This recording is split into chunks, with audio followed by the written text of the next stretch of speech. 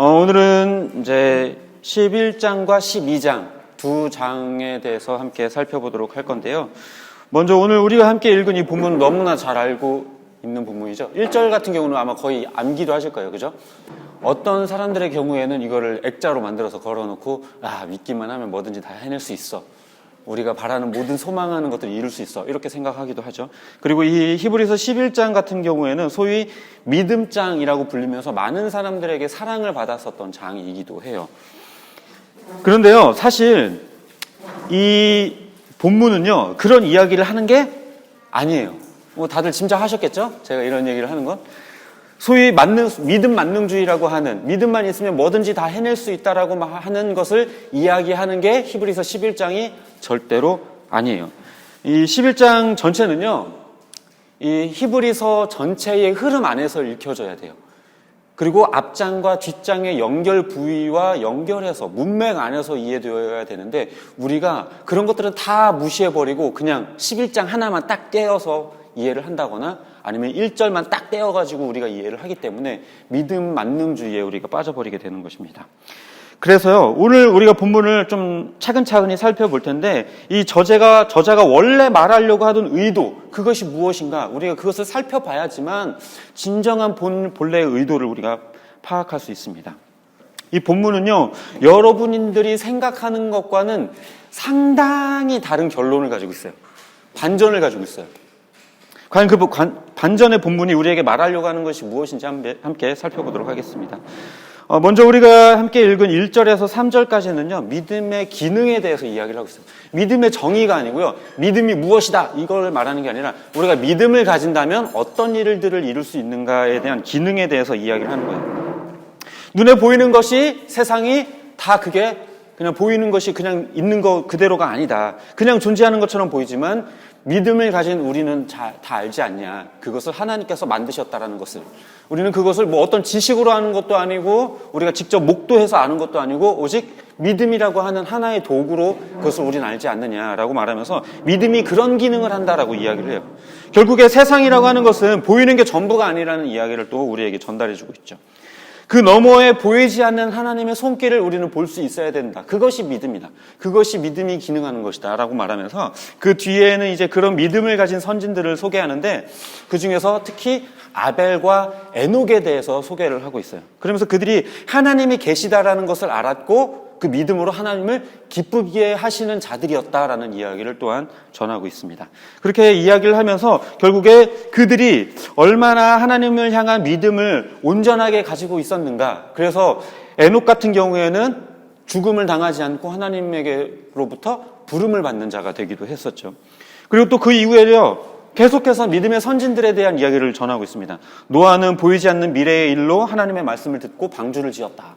그리고 또 그 이후에 아브라함은 하나님의 부르심을 받아서 자기가 가야 할 길이 어디인지도 모르지만 그럼에도 불구하고 하나님이 가라는 땅으로 그냥 따라갔다. 그런 이야기를 하고요. 또 사라 같은 경우도 믿음으로 잉태할 힘을 얻었다. 이렇게 이야기를 해요. 그 이후에 또 아브라함, 이삭, 야곱, 요셉 그 밖에 여러 사람들의 이야기를 예로 들면서 일반적인 사람들과 다르게 이 믿음의 사람들이 어떠한 믿음의 증거들을 드러냈었는지를 설명해 주고 있어요. 결국에 그 믿음을 가진 그 선진들이 대단한 증거들을 드러냈고 그 믿음으로 수많은 뭐라 해야 될까요? 증거와 그 결과들을, 열매들을 맺었다라는 것을 본문은 이야기하고 있어요. 여기까지가 우리가 일반적으로 알고 있는 히브리서 11장까지의 내용이에요. 그렇지만요, 히브리서 11장에서 진짜 중요한 내용은 다른 데 있어요. 어디에 있냐면요, 바로 13절과 39절이에요. 한번 보도록 할게요. 13절 함께 읽어보도록 하겠습니다. 13절 시작. 이 사람들은 다 믿음을 따라 죽었으며 약속을 받지 못하였으되 그것들을 멀리서 보고 환영하며 또 땅에서는 외국인과 나그네임을 증언하였으니. 또 넘어가 볼게요. 39절 시작. 이 사람들은 다 믿음으로 말미암아 증거를 받았으나 약속된 것을 받지 못하였다. 이게 무슨 말이에요? 믿음을 따라 증거를 얻었지만 약속을 받지는 못했다. 다시 말하자면, 정리를 해서 말하자면 이 사람들은 구약에 속했었던 이 믿음의 선진들이라고 하는 사람들은 믿음으로 대단한 일들을 펼쳐냈고 대단한 일들을 이뤄냈지만 그들은 약속을 받지는 못했다. 그 약속이라고 말하는 것이 무엇이냐면 이 히브리서에서 계속 이야기했었던 새 언약, 예수 그리스도를 경험하거나 보지 못했다라는 거예요. 그래서 13절 후반부에서도 그렇게 이야기를 하죠. 그것들을 멀리서 보고 환영하였다. 그러니까 예수 그리스도, 오실 메시아에 대한 그 어렴풋한 희미한 그 그림을 보면서 환영했다라는 거예요. 오실 메시아가 누군지, 예수 그리스도가 누군지 전혀 모르지만 그거에 대한 희망과 소망만 가지고 살았을 뿐 그 약속을 직접 받지는 못했다라는 거예요. 다시 말하자면 이 히브리서 11장 전체가 이야기하고 있는 내용은 뭐냐면요. 결과적으로 이 구약에 있었던 이 믿음의 선진들이 믿음으로 대단한 일들을 펼쳤지만 예수 그리스도를 경험하지는 못했다라는 얘기예요. 우리가 아는 것처럼 믿음을 따라 살아야 믿음의 선진들처럼 대단한 일들을 해낸다라고 하는 주제가 아니라 믿음의 대단한 일들을 했다고 하는 이 구약의 사람들도 예수 그리스도를 경험하지 못했다. 뒤집어서 말하면 뭐예요? 하지만 우리는 예수 그리스도를 알고 있다. 누가 메시아인지 그분이 어떤 분인지 우리를 보았고 알고 있다. 그 이야기를 이 히브리서 11장에서 하고 있는 거예요. 그래서 결론적으로 히브리서 11장이라고 하는 것은 믿음이 무엇인지, 믿음의 선진들이 어떤 믿음의 결과들을 만들어냈는지를 우리에게 설명해 주는 것이 아니라 도리어 그렇게 위대한 사람들조차도 예수 그리스도를 만나지 못했다. 예수 그리스도를 알지 못했다. 그저 희미하게 멀리서 그냥 환영만 했을 뿐이다. 라고 이야기를 하는 거예요. 그래서 그 이후에 이제 12장에 들어가면 무슨 얘기를 하냐면요. 그래서 우리는 지금 징계를 받고 있다. 우리가 지금 고난이라고 하는 징계를 받고 있는데 아버지가 그 아들을 사랑한다면 훈계를 하고 매를 드는 것처럼 하나님께서 우리를 향해서 징계하시고 고난을 주실 때가 있다. 다시 말해서 우리가 고난을 당하고 징계를 당하는 것은 우리가 하나님의 자녀임을 증거하는 것이다. 증명이지 않냐. 그렇기 때문에 우리가 이러할 때에 오히려 예수 그리스도를 더 붙들어야 된다. 우리는 죄와 싸우고 있지만 이런 고난과 싸우고 있지만 우리가 피 흘리기까지 싸운 건 아니지 않느냐. 하지만 예수 그리스도는 우리를 위하여 피 흘리기까지 싸우셨다라고 이야기를 해요. 그렇기 때문에 그분을 바라보자. 믿음을 저버리는 자가 되지 말고 두려움으로 하나님을 섬기자. 그래서 이 연단 속에서 더 힘을 내고 피곤한 손과 연약한 무릎을 일으켜 세우고 발을 위에 곧은 길을 만들어 저는 다리로 어그러지지 않게 만들어라 라고 하면서 그렇게 격려하고 경고하고 있는 거예요. 그래서 너희들이 하나님은 소멸하는 분이시기 때문에 만약에 하나님을 배반하고 예수 그리스도를 향한 그 소망을 저버린 채 다시 과거로 돌아간다고 한다면 하나님의 그 심판을 절대 견디지 못하게 될 것이다 라고 하는 것이 12장의 내용이에요. 다시 정리해보자면요. 11장과 12장 전체를 정리해보자면 구약의 선진들은 믿음으로 대단한 일들을 했어. 하지만 그들은 예수 그리스도를 경험하지 못한 자들이야. 너희들이 지금 고난당하는 거 알아. 그렇지만 너희가 하나님의 자녀라는 증거야.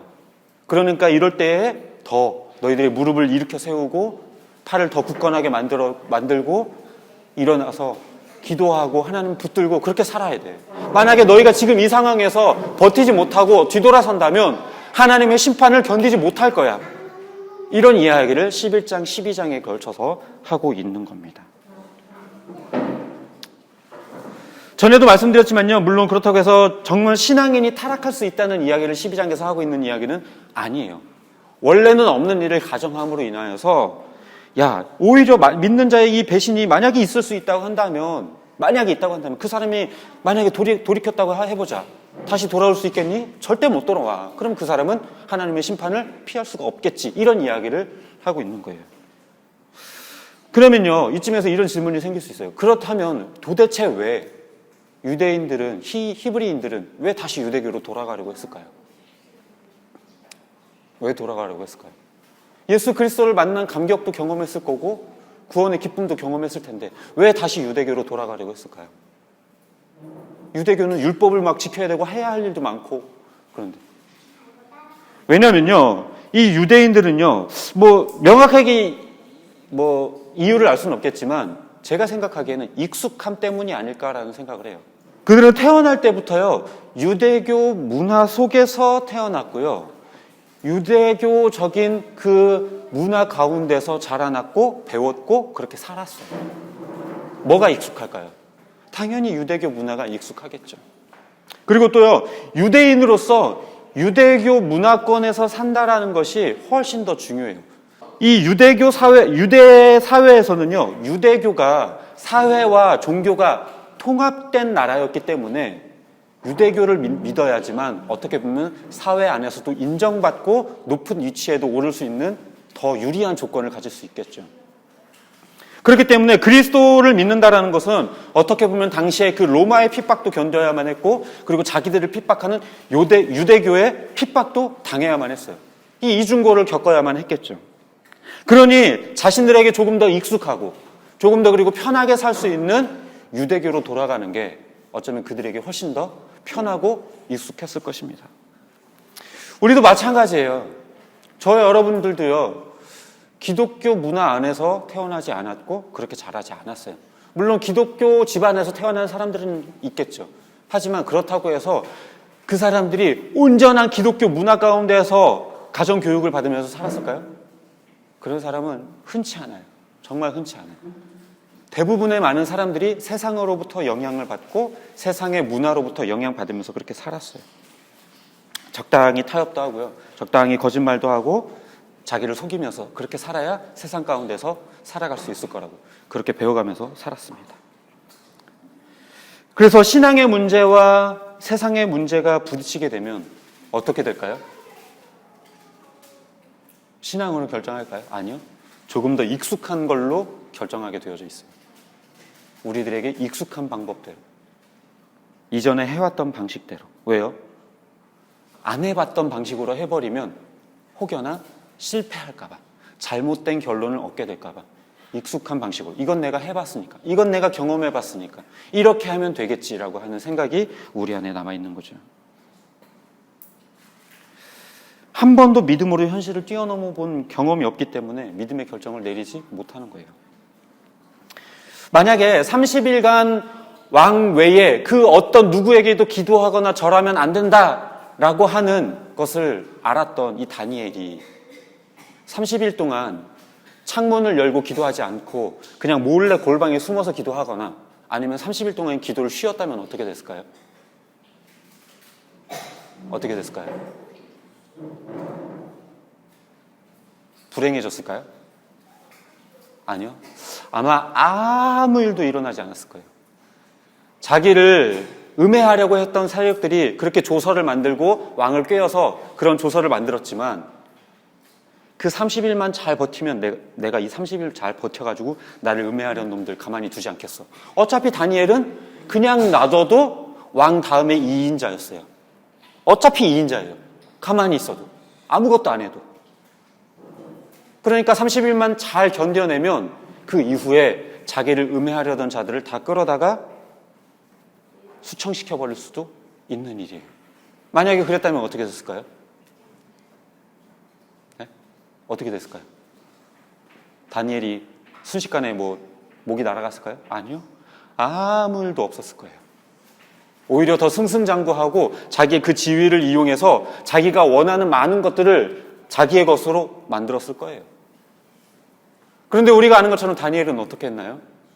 자기를 죽이려는 걸 뻔히 알면서도, 그 계획을 알면서도 똑같이 예루살렘을 향하여 창문을 열고 나 잡아먹어라 아예 대놓고 기도를 했어요. 그래서 어떻게 됐나요? 우리가 아는 것처럼 사자굴에 던져졌어요. 사자의 먹이가 될 뻔했죠. 근데 그럼 상식적으로 생각해 봅시다. 사자굴에 던져졌어요. 그럼 어떤 결론이 나야 정상이에요? 잡아먹히고 다니엘은 그 인생이 쫑났다. 이렇게 돼야 정상이죠. 그런데 비정상이게도 살아나왔어요. 사자굴에서. 그 이후에는 여러분들이 아는 것처럼 그 사자굴에서 나와서 왕이 이 다니엘을 너무나도 사랑했기 때문에 다니엘을 음해하려고 했었던 그 세력들을 도리어 사자굴에 던져 집어넣어서 사자의 먹이가 되게 했어요. 떨어지기도 전에 사자들이 입을 움켜서 그들의 뼈를 다 부스러뜨렸다라고 성경은 기록하고 있어요. 어떻게 보면 결론은 똑같이 났을 거예요. 30일 동안 기도를 쉬었든 여전히 기도를 했든 결론은 똑같이 났을 거예요. 다니엘은 2인자가 됐고 음해하려던 세력은 죽었고. 그러나 다니엘은 믿음의 결정을 내린 거죠.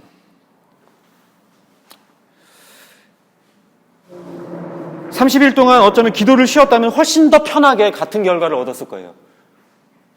사자굴에 던져지는 위험을 경험하지 않아도 돼요. 그런 위기를 경험하지 않아도 그냥 편하게 30일만 버티면. 그런 말이 있어요. 사자굴에 들어가지 않으면 사자굴에서 살아나오는 기적도 경험할 수 없다.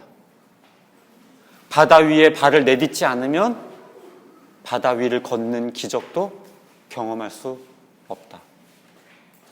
이게 무슨 말이냐면요. 우리가 믿음의 결단을 내리지 않으면 하나님이 보여주시는 인도하심과 보호하심과 그 기적을 우리가 경험할 수 없어요. 늘 그냥 인생에서 살아왔었던 익숙한 방법대로 그렇게 또 결정하고 또 살아가니까 내 삶에 하나님의 기적이 없고 경험이 없고 인도하심이 없고 그냥 내가 자꾸 버겁고 힘든 거죠. 우리가 믿음의 결정을 하지 않고 자꾸만 우리에게 익숙한 세상의 방식을 따라 그렇게 일하면서 하나님이 일하시지 않는다라고 불평해요. 내 멋대로 그렇게 결정해놓고 하나님이 도와주시지 않는다고 볼멘소리를 하죠. 애굽에서 나왔었던 그 이스라엘 백성들 한번 보세요. 하나님께서 그들을 건져내어서 홍해를 갈라서 건너가게 했어요. 그때 그들은 노래하면서 찬양하면서 하나님을 기뻐 찬양하면서 너무 즐거워했어요. 하지만 이내 광야에서 조금 목이 마르자 불평하고 또 원망하고요. 조금 더 가니까요. 애굽에 장사 지낼 데가 없어가지고 우리를 여기에서 다 죽이려고 여기까지 끌고 나왔냐라고 불평했고요. 애굽에 있었다면 우리가 고기 가마 곁에서 그 맛있는 고기도 먹고 여러 가지 부추와 마늘과 맛있는 것들을 먹었을 텐데 라고 불평을 해요. 왜요?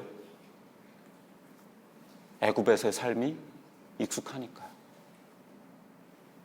그 출애굽했던 이스라엘 백성들은요, 모두가 다 애굽에서 나고 자란 사람들이었어요. 애굽의 문화가 더 편했고요. 물론 종살이로 몸은 힘들었지만 사는 건 더 익숙했어요.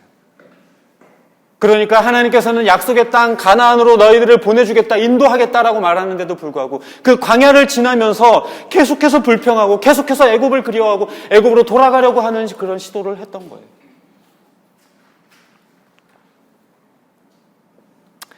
사사기의 역사도요, 이거를 계속해서 증명해요. 사사가 있는 동안에는요, 하나님을 잘 섬기고 하나님의 뜻을 따라서 살아가요. 그러다가 사사가 죽으면요, 또다시 하나님 앞에 악을 행해요. 그러다가 이제 주변 국가로부터 공격을 받고 침략을 당하면서 힘들어지면 아이고 나 죽겠네. 하나님 나한테 왜 이러세요? 불평하고 원망하고 기도해요. 그래서 또 하나님이 사사를 세우면 또 하나님의 뜻대로 살아가요. 그러다가 사사가 또 죽으면요. 또 하나님 앞에 악을 행해요. 이걸 계속해서 반복하는 게 사사기예요. 사사가 세워지고 죽고 범죄하고 핍박받고 기도하고 또다시 사사가 세워지고 이게 계속해서 반복되는 게 사사기예요. 인간들이 얼마나 어리석은지 몰라요. 하나님 앞에 범죄하고 하나님이 도와주시지 않는다고 불평하고 하나님이 도와주시면 잠깐 기뻐했다가 하나님의 뜻대로 조금 사는 것 같다가 편해지면 또다시 하나님을 배신하고 떠나가고. 우리도요, 교회를 다닌다라고 말은 하지만요, 우리들의 익숙한 방식이 있어요. 살면서 익숙하게 결정해왔었던 결정의 방법들이 있어요. 편하고 익숙한 삶의 패턴대로 다시 돌아가 버려요. 뒤돌아서면 그 은혜를 까먹고요. 또 불평하고 원망하고 신앙과 상관없이 자기가 이제껏 살아왔었던 그 삶의 방식대로 살아요. 제가 청년들 상담을 해보면요, 무언가 결정을 해야 되거나 결단을 내려야 할 때 저한테 와서 물어봐요. 목사님, 이런 일들이 있는데 좀 고민이 돼요. 이럴 때 어떤 결정을 내려야 할까요? 그래, 누구야? 너는 지금 이런 결정을 하는 게 성경적으로 옳아. 이야기해주면요, 죄송한 말이지만 한 명도 그대로 하는 사람 못 봤어요. 정말 0.1%라도 있으면 제가 모르겠는데 제로. 한 명도 없어요. 한 명도. 결국에는 다 자기 편한 방식대로 결정해요. 아무리 성경적인 방법을 가르쳐주고 하나님의 뜻을 가르쳐줘도 아니요. 결국엔 내 익숙한 방식. 목사님 말씀도 맞는 것 같긴 한데 그래도 현실적으로는 이래야 되지 않을까? 여러분들은 어떠세요? 저는 어떨까요? 저도 마찬가지. 저도 과거에 저에게 멘토링 해주셨던 목사님 말씀 죽어라 안 들었어요. 지금도요? 마찬가지예요. 저와 여러분이 이래요. 자기 고집을 버리고 믿음의 결정을 내리기보다 내가 살아왔던 익숙한 패턴, 익숙한 선택, 어려운 순간이 닥쳐오고 위기가 오면요, 그 선택의 그 결단의 상황이 되면 우리의 신앙의 진짜 모습이 드러나게 되어져 있어요. 그때 우리가 어떤 결정을 하느냐, 그게 진짜 우리의 신앙의 모습이에요. 교회에 여기 이렇게 둘러 앉아가지고 목사, 장로, 권사, 집사 에헴거리면서 신앙 잘 되게 좋은 척 기도 막 되게 열심히 하면 눈물 흘리면서, 아니요, 그건 우리의 진짜의 신앙의 모습이 아니에요. 우리의 진짜 신앙의 모습은요, 위기가 닥쳤을 때 신앙의 결정을 내려야 하는 그 순간에 내가 어떤 걸 결정하느냐, 그게 진짜 내 신앙이에요. 한번 여러분들을 한번 돌아보세요. 내가 이제껏 어떤 믿음의 결정들을 해왔는가? 믿음의 문제와 현실의 문제가 부딪혔을 때 내가 어떤 결정들을 해왔는가? 그게 여러분들의 신앙이에요. 히브리서 저자는요, 이렇게 오락가락하고 있는 우리들의 신앙의 경종을 울리고 있어요. 구약 사람들도 경험해보지 못한 예수 그리스도라고 하는 그 어마어마한 새 언약을 너희에게 주었는데 왜 도대체 다시 유대교로 돌아가려고 하느냐? 왜 다시 자꾸만 익숙한 방식대로 결정을 하려고 하고 왜 자꾸만 익숙한 삶의 패턴대로 살아가려고 하니? 예수 그리스도라고 하는 어마어마한 보물을 너희들에게 주었는데 우리에게 똑같이 이야기하고 있어요. 너희들이 삶 속에서 경험해보지 못한 진짜 평안, 진짜 기쁨, 그 구원의 은혜를 너희에게 주었는데 왜 위기의 순간에, 어려운 순간에, 선택의 순간에는 왜 네 멋대로, 네 마음대로 그렇게 다시 돌아가려고 하니? 네 삶의 과거의 모습대로 돌아가려고 하니? 언제까지 세상과 하나님을 두고 잴 거니? 부자 청년에게 예수님께서는 생명의 길을 제시하셨어요. 재물을 다 가난한 사람들에게 나눠주고 나를 따라라. 네가 영생을 얻으려면 나를 따라야 한다. 부자 청년이 어떻게 했을까요?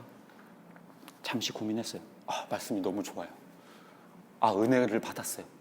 감격했어요. 마음의 감동도 있어요. 좋다. 그래야지. 근데 결국엔 재물이 많은 거로 근심하며 가니라. 우리가 교회 와서 말씀을 듣고요, 하나님의 길, 믿음의 길을 제시받아요. 그러나 저기 교회 문을 나가는 순간 목사님 말씀 오늘 참 진짜 좋았다. 그치만 그래도 현실에선 이게 맞지 않나? 근심한 채 돌아가더라.